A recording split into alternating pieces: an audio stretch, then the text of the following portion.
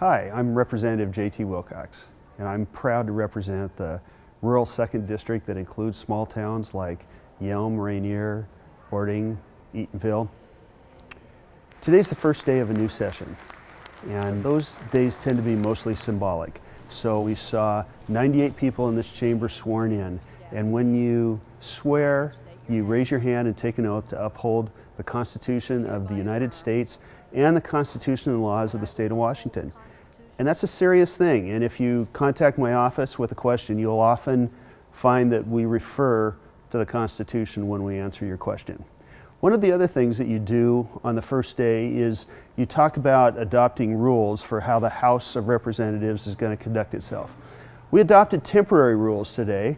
House Republicans, and I'm floor leader for House Republicans, so this is my job, asked to defer action on final rules for a week or two because we may have some proposals about doing business in a slightly different way this time. You know, Olympia is very closely divided. There's 74 Democrats and 73 Republicans when you combine the House and the Senate. And that's a message from the voter that they want us to have balance. They want us to work together. One of the rules that I may propose in a few weeks has to do with whether or not we're going to adopt something as critical as a very expensive low-carbon fuel standard, as regulations imposed by the governor, or as legislation that is fully debated and decided on by the state legislature. Well, almost anyone that follows the news these days and is interested in state government knows that most people think that this is going to be one of the most historic legislative sessions ever.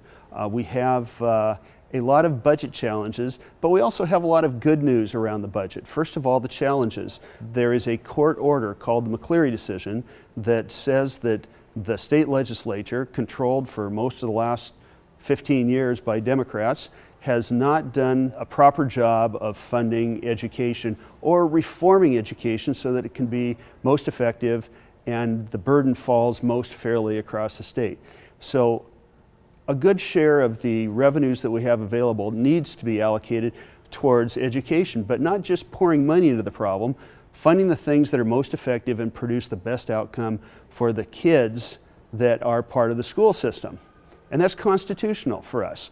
Now, the good news is we have about 8.5% more money this biennium than we had the previous biennium, and that means about $3 billion. So those who say that we have a huge shortfall are not telling the whole story. We have a lot of extra dollars to allocate, but there's a lot of demands as well. You're also hearing quite a bit of talk about the need for new revenues. Well, in Olympia, that's what they call new taxes.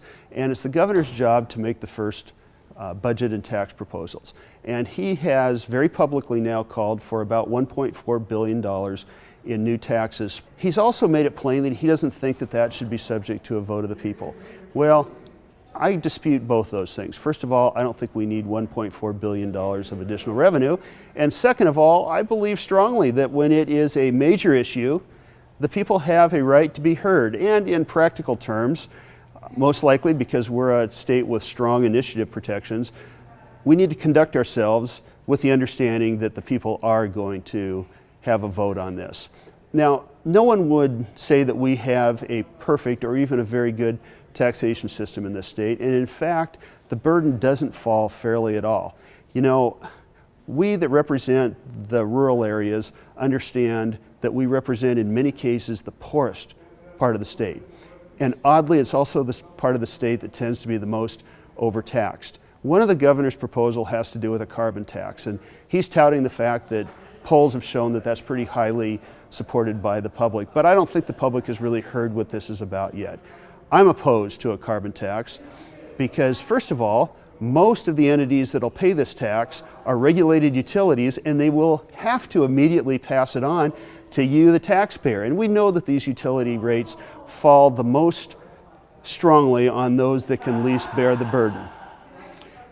When you look at the other entities that are part of the governor's proposal, almost all of them are commodity businesses, large commodity businesses in rural areas that employ rural people. And so what this really does, it doesn't spread the burden of taxes more fairly around the state. It actually gives people a huge perverse incentive to export pollution from the state, and along with it, jobs. And that makes it the wrong choice for Washington.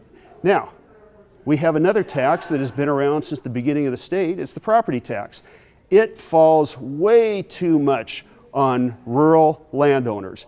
And I would love to have an opportunity to talk with the governor about how do we take that tax and apply it more fairly across the state so the wealthiest part of the state pays the same rates as the poorest, most rural parts of the state.